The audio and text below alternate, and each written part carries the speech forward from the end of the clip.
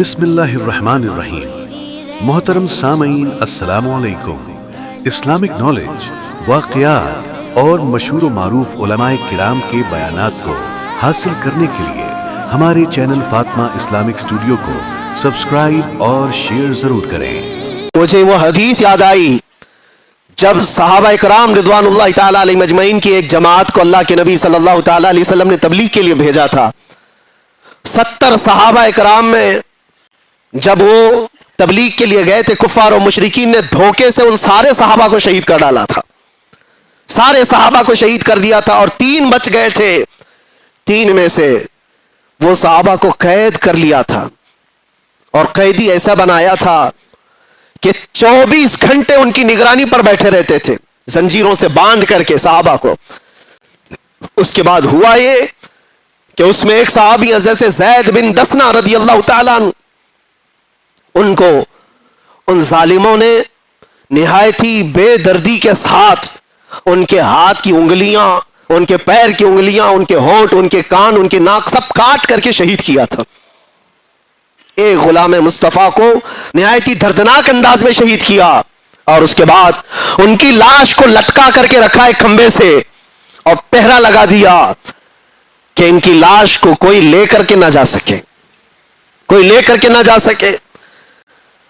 2 صحابہ تھے وہاں پر، زید بن دسنہ رضی اللہ تعالیٰ عنہ اور ایک دوسرے صحابی حضرت خباب بن الارت یا خبیب بن عدی رضی اللہ تعالیٰ، 2 میں سے کوئی ایک صحابی ہے۔ اللہ کے نبی صلی اللہ علیہ وسلم مدینہ طیبہ میں بیٹھے ہیں۔ حضور پاک صلی اللہ علیہ وسلم نے فرمایا، ظالموں نے میرے غلاموں کو شہید کیا ہے میرے غلاموں میں سے کوئی جو بچے ہوئے میرے ان صحابہ کی لاشوں کو لے کر کے آئے میرے پاس۔ 2 جری صحابہ تھے، حضرت طلحہ، حضرت زبیر رضی اللہ تعالیٰ عنہ، گھوڑا لے کر یہ 2 ہی لوگ نکلے تھے۔ تقریباً 500 کے قریب کفار جس کی پہرہ داری کر رہے ہیں، ان پہروں میں سے وہ صحابہ کی لاش کو لانے کے لیے صرف نبی کے 2 غلام نکلے تھے۔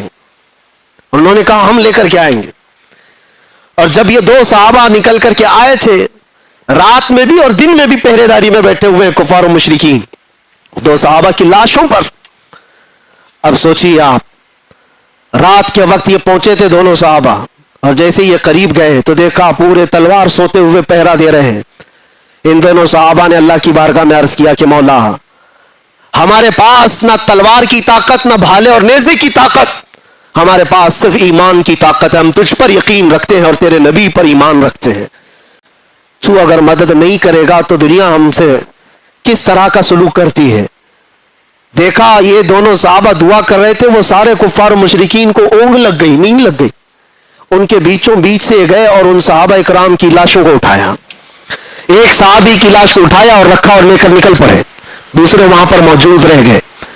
جب تک وہ جاگے تو وہ صحابی رسول جو وہاں رہ گئے تھے، تو ظالموں نے یہ سوچا کہ کسی نہ کسی طرح ان کو بھی یہ لے جائیں گے، ان کو کسی طرح سے یہاں کاٹ کاٹ کر کے ٹکڑے ٹکڑے میں بدل دیا جائے۔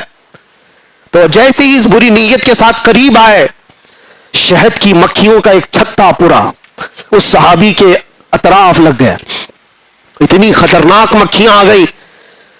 وہ صحابی رسول جن کی لاش وہاں پر موجود ہے، پوری مکھیاں، شہد کی مکھیاں، اور کفار و مشرکین میں سے کوئی قریب جاتا تو اتنا ڈنک مارتی تھی کہ وہ سوج جاتا تھا اور زہر چڑھ جاتا تھا۔ وہ شہد کی مکھیوں سے خوف کھا کر سارے بھاگ گئے۔ اس صحابی رسول کی جسم کو، ان کی لاش کو کوئی ہاتھ نہیں لگا سکا، ہاتھ نہیں لگا سکا۔ یہ واقعہ میرے ذہن میں آنے لگا کہ یہ رب تبارک و تعالیٰ کا دستور ہے، اپنے حبیب کے غلاموں کو کبھی شہد کی مکھیوں سے اور کبھی چونٹیوں سے حفاظت کرتا ہے۔ جب وہ اپنے نبی پاک کی حفاظت غار ثور میں مکڑی کے جالے سے کرتا ہے، تو اے غلامان مصطفیٰ، کیا تمہارا ایمان کمزور ہے؟ اگر رب چاہے آج بھی تمہاری حفاظت صرف ہواؤں سے فرمائے گا، صرف ہواؤں سے فرمائے گا۔ بڑے بڑے نمرود آئے اور بڑے بڑے فرعون آئے جن کو اللہ تعالیٰ نے ہلاک و برباد کیا۔ نمرود کو ایک مچھر سے اور فرعون کو صرف پانی سے غرق کیا، اور انتظار کرنا ہمارے دور کے فرعون کے لیے بھی کوئی مچھر ضرور آئے گا۔ ہر دور کے نمرود اور ہر دور کے فرعون کا انجام وہی ہوتا ہے جو اس کے ظلم کا انجام ہوتا ہے۔ اس لیے کہ قرآن میں اللہ تعالیٰ فرماتا ہے وَمَا اللَّهُ بِغَافِلٍ عَمَّا يَعْمَلُ الظَّالِمُونَ، اللہ تبارک و تعالیٰ ظالموں کے کام سے بے خبر نہیں ہے، ہر چیز دیکھ رہا ہے۔ میرے عزیزو، صحابہ اکرام رضوان اللہ تعالیٰ علیہ مجمعین جو حضور کے غلام ہی تو تھے، اور اس کے بعد انہوں نے پوری دنیا کو دکھایا ہے۔ مدینے سے وہ نکلے تھے، صحراؤں میں رہنے والے ہیں، بادیہ نشین چٹائیوں پر بیٹھنے والے ہیں، اور پیون لگے کپڑے پہننے والے ہیں، پورا دن ایک کھجور کی گھٹلی پر صبر کرنے والے ہیں، پانی کے نام پر 2 دن تک قلت کا سامنا کرنے والے ہیں، اور جن کے گھروں میں ایک بار گوشت کا ایک ٹکڑا آ جائے تو پورے مدینے میں گھومتا تھا، پورے مدینے میں گھومتا تھا۔ یہ وہ جماعت ہے صحابہ کی، لیکن نکلے تھے تو قیصر و کسریٰ بھی کانپتے تھے، تھراتے تھے۔ جانتے ہو روم اس وقت کا پاورفل ملک تھا، دوسرا پاورفل ہے یہ قیصر جس کو کہتے، اس زمانے کی 2 سپر پاور طاقتیں قیصر و کسریٰ، یعنی پرشین ایمپائر اور رومن ایمپائر۔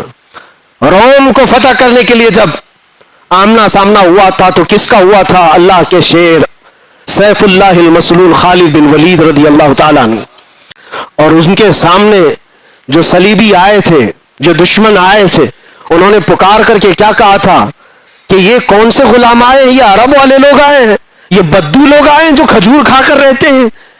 تانا مار رہے تھے، ان کے پاس 4 لاکھ کی فوج تھی۔ خالد بن ولید سے انہوں نے کیا کہا تھا کہ تمہارے پاس سبزی کاٹنے کی بھی تلواریں نہیں ہیں، تم جو لے کر کے آئے ہو۔ خالد بن ولید نے جواب میں صرف اتنا ہی کہا تھا، اے عیسائیو، تمہاری فوج جس طرح شراب کو پسند کرتی ہے، ہماری فوج شہادت کو پسند کرتی ہے۔ یہاں وہ جذبہ لے کر کے آئے ہیں، تلواریں نہ دیکھو، بھالے نہ دیکھو، نیزے نہ دیکھو، ایمان لے کر کے آئے ہیں، یقین لے کر کے آئے ہیں۔ عزیزان گرامی وقار، میں کل ملا کر کے ایک ہی بات کی طرف فوکس کرنا چاہتا ہوں، ان کے جو ہم غلام تھے، خلق کے پیشوا رہے، سچی غلامی میں آ جاؤ، تم امت مصطفیٰ ہو۔ اللہ تعالیٰ نے قرآن میں تمہیں خیر امت کہا ہے۔ کیا آج کسی جوان کو یہ زیب دیتا ہے کہ اس کے ہاتھ میں شراب کی بوتل ہو، تاش کے پتے ہو؟ اس کی جوانی کیا اس کام کے لیے بنائی گئی ہے کہ وہ جوان لڑکیوں کی عزت کو تار تار کرتا رہے، صرف اپنی خواہشات کے لیے، اپنی نفسانی تکمیل کے لیے وہ عورتوں کے پیچھے رہے، لڑکیوں کے پیچھے بھاگتا رہے؟ نہیں نوجوان، تجھے اللہ تبارک و تعالیٰ نے محمد عربی کا شیر بنایا، ساری دنیا تیرے قدموں میں ہے، ساری طاقت اللہ تعالیٰ تیری طرف پھیر دے گا، شرط یہ ہے کہ تو حضور کی بات کر کے دیکھ۔ آج حیرت ہوتی ہے، میں تم میں سے ہی ایک آدمی ہوں، آپ میں سے ہی ایک آدمی ہوں، میرے سر پر کوئی پر نہیں لگے ہیں، اور نہ ہی میں آسمان سے اترا ہوا، نہ زمین سے نکلا ہوا، لیکن جس طرف جائیں لوگ اپنی آنکھیں پلکیں بچھاتے ہیں، عزتوں کی مالائیں، ہزاروں کے بھیڑ میں آج جہاں جاتے ہیں، کبھی کبھار اپنے گریبان میں جھانک کر کے دیکھتا ہوں کون سی ایسی خصوصیت آ گئی جو لوگ دیکھنا چاہتے ہیں۔ 2 آنکھ 1 ناک، وہی ساری چیزیں تو ہیں، کوئی اسپیشل چیز ہے، کوئی الگ چیز ہے، سب کچھ تو وہی ہے، لیکن یہ لوگوں کا ہجوم ہر طرف سے امڑ کر کے ایک آدمی کو دیکھنے کیوں آتا ہے؟ میرے عزیزوں، یہ بات سمجھنے میں آپ کو بھی اندازہ ہو جائے گا، یہ بات صرف انسان اور ایک آدمی کی نہیں ہوتی، محبتیں دلوں میں ڈالنا یہ انسان کے کمال کا کام نہیں ہے، یہ اللہ رب العزت کے فضل سے ہوتا ہے۔